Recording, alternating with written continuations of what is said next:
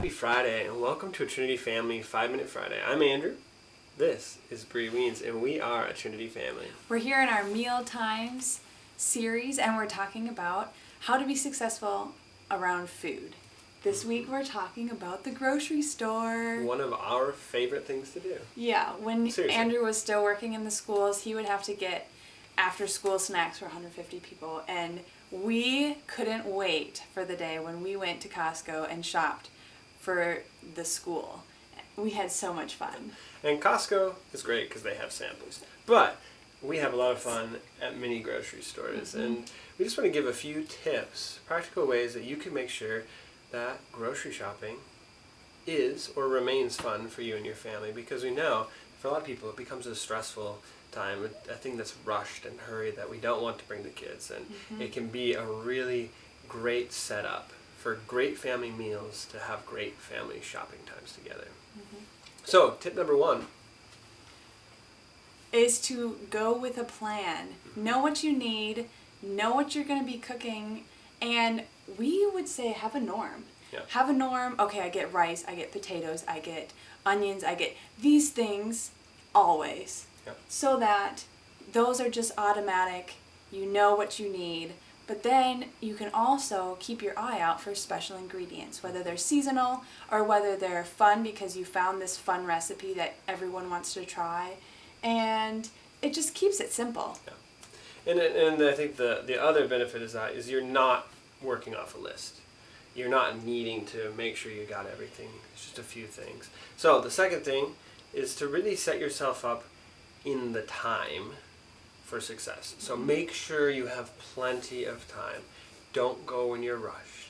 If you get cranky at the end of the day, figure out a day that you can do it in the morning when everybody's fresh, when everybody's energized. Don't go right before a rest time where kids are starting to get upset.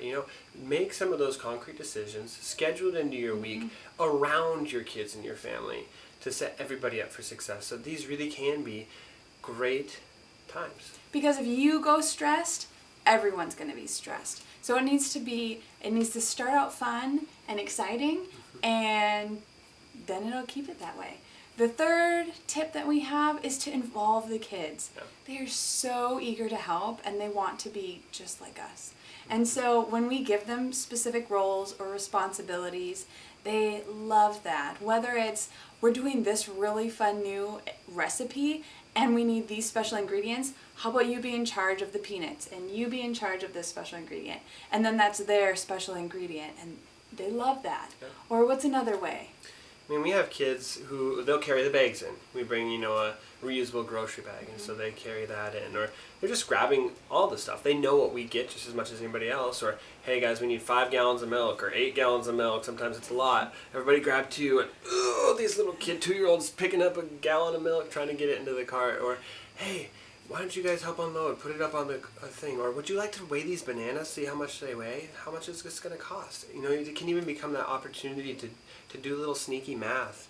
Get them thinking about numbers or all those different things. So there's so many ways to have them actually be very, very helpful and have a lot of fun doing it. And then the fourth tip for success is just setting clear boundaries and enforcing them. And we would say really a shopping cart is a parent's best friend. One, it's a very fun thing, and so it creates an incentive. Like, hey, maybe this kid's big enough to help push, or maybe 2, they could ride on the sides. Isn't that so fun? Or maybe they love being in the basket with the food. Well, great. Those are things that make it exciting. But also, you're welcome to walk as long as it's not causing a problem. You're welcome to be on the side of the cart as long as you can keep your feet up there and not be bouncing up and down. That's a big one with our kids. And then the moment they're doing it, they're not doing what they're supposed to, they lose that privilege. Or if they're little or whatever the age they may be even, they get plunked right in that cart and that's where they need to stay the rest of the time. And so just setting those firm boundaries. And then, finally, if you really have a kid who's having a hard time, making this time fun enough that when you say, you're not going to be able to come next time, and then you follow through with it, that really is a bummer, and they miss it. And then the next time when they can come, they're going to be ready to listen, follow instructions, and be really fun in those situations. And one of the things I've noticed with you taking the kids is you always finish with running the cart to the van. So they're all like, oh, let's get in. Daddy, will you run? Daddy, will you run? And then take off. And yeah. So they're all clinging to the side, bouncing. So it's such a fun time. So go pick whichever one of these things, maybe needs the most work. And just start having a good time. It should be fun grocery shopping with your family. Get out there, enjoy it. If you got sample place, try that first. It'll help. Happy Friday to you. Go Bye. get them.